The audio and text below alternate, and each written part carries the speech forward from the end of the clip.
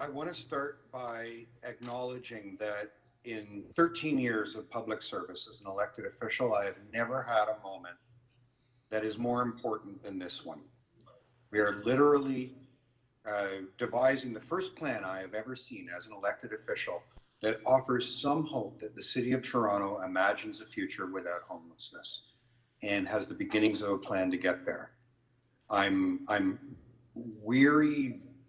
wary about the federal and provincial funding commitments. I see the city's money is there.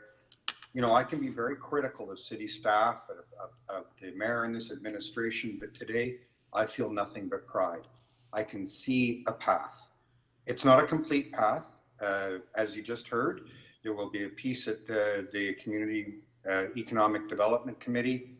We just had a piece at Public Health about trying to deal with addictions and the fact that more people are dying from addictions than COVID right now. But we also heard from some people who wanted to talk about a particular neighborhood and the impact that choices the city is having on that neighborhood. And I wanted to offer a story about that neighborhood. It's my story. When I was 2 years old, my family moved from Montreal to Toronto and moved into the neighborhood around Mount Pleasant and Eglinton, along with my 1-year-old sister, Sharon. We lived there for a number of years. We rented. We didn't have a lot of money. My mom was home with the kids. My dad was completing his schooling. We struggled. But we, you know, as families in Toronto do, we gradually moved up a bit. We were able to move a little further up Yonge. This is before the subway went past Eglinton, and buy and settle in. My parents had a few more kids.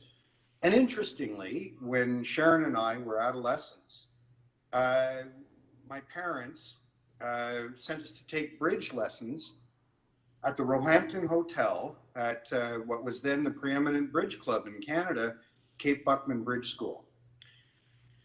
Listen, your parents do things to you. That's what they did to me. A few years after that, Sharon developed mental illness, and she struggled a lot over the years.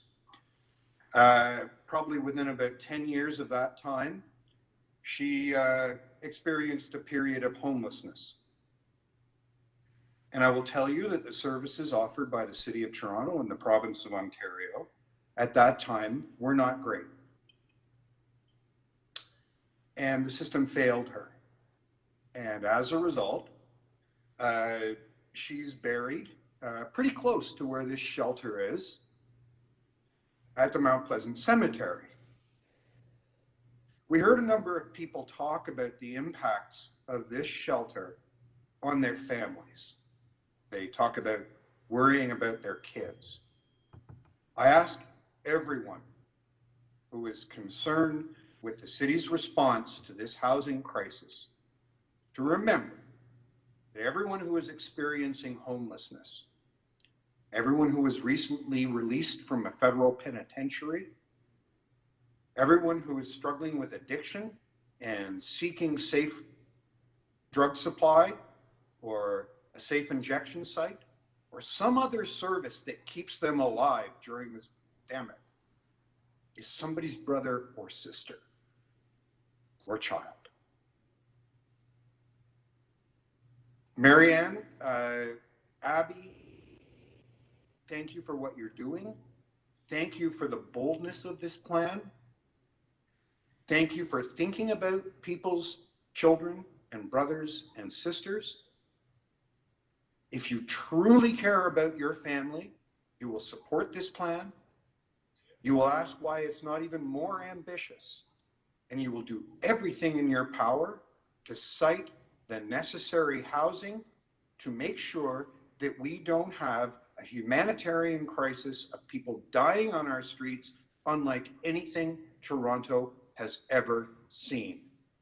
This is a moment when our community, when Toronto, its elected officials, its citizens, all of us can stand up and say, we can end the scourge of homelessness. We can invest now. And that's actually the reason I entered elected politics. Thanks again to staff. Thank you to all of you who came out tonight. Think about the future of your children and support this plan.